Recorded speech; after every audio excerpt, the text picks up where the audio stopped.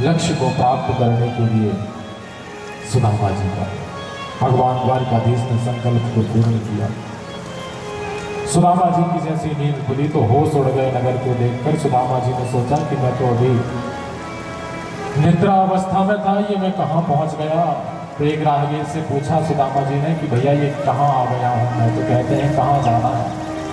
बोले हमें द्वारकाधीश की नगरी जाना है। तो वह राहगीर कहने लगा कि बस यही द्वारिका नगरी है, आपको द्वारिका में कहाँ जाना है। तो भगवान द्वारिकाधीश से मिलने के लिए हमें जाना है, कन्हैया से मिलने के लिए जाना है। सुदामा जी ने ऐसा निवेदन किया। जैसे ही सुदामा जी ने कहा कि हमें कन्हैया से मिलने जाना है, तो वह व्यक्ति कहता है कि भैया आप हमारे कन्हैया का ऐसा नाम मत लीजिए। कहते क्यों, वो हमारा बचपन का मित्र है। बोले आपके बचपन का मित्र होगा पर हमारे यहाँ के छत्रपति सम्राट हैं भगवान द्वारिकाधीश कन्हैया, आप उनका नाम सम्मान से लीजिए। महल का विस्तृत वर्णन बताया। कहने लगे कि आप जाएंगे, रास्ते में जो सबसे सुंदर सबसे बड़ा महल दिखेगा वही भगवान द्वारिकाधीश का महल है। सुदामा जी अपने पैरों से महल की ओर आगे बढ़ना जब सुदामा जी ने आरंभ किया, महल के समीप पहुंचे सुदामा जी तो वहां पर दोनों तरफ पहरेदार खड़े हुए थे। सुदामा जी की दुर्दशा जैसे ही देखी उन पहरेदारों ने, पहरेदार पूछने लगे कि आप कौन हैं, आप कहां से आए हैं।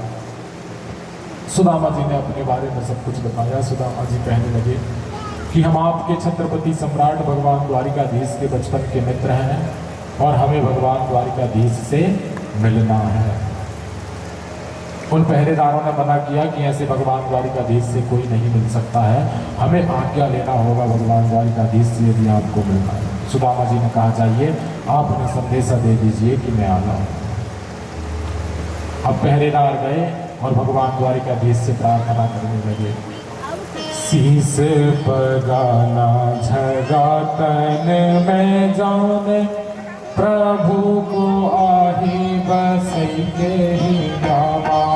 शीस पगाना झगा तन में, प्रभु जाने को आही बस के ही नामा। होती फटी सी लटी दुपटी अरु पाए उपान ही नहीं समा। होती फटी सी लटी दुपटी अरु पाए उपान ही नहीं समा। बारे खड़ी हो बेजे दुर्बल एक रही हो चाकी सोगा सुखा अधीरावा। पूछत दयाले को नाम बतावत अपन नाम सुदामा। पूछत दयाले को नाम बतावत अपन नाम सुदामा।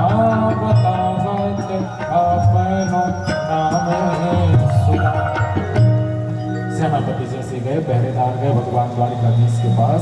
द्वारिकाधीश से निवेदन करने लगे कि प्रभु न जाने कौन एक गरीब सा ब्राह्मण आया है और बता रहा है कि वह आपका बचपन का मित्र है। द्वार खड़ियो द्विज दुर्बल।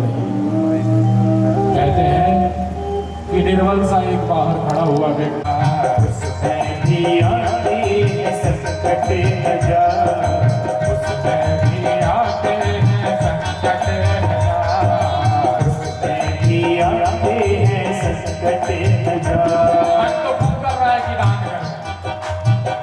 मन भी बना लिया, चले भी गए दान करने, विचार कर लिया कि कुछ पुण्य कार्य भी करके आएंगे, तीर्थ में जा रहे हैं। मगर जैसे ही पहुंचे तो मन में विचार आया कि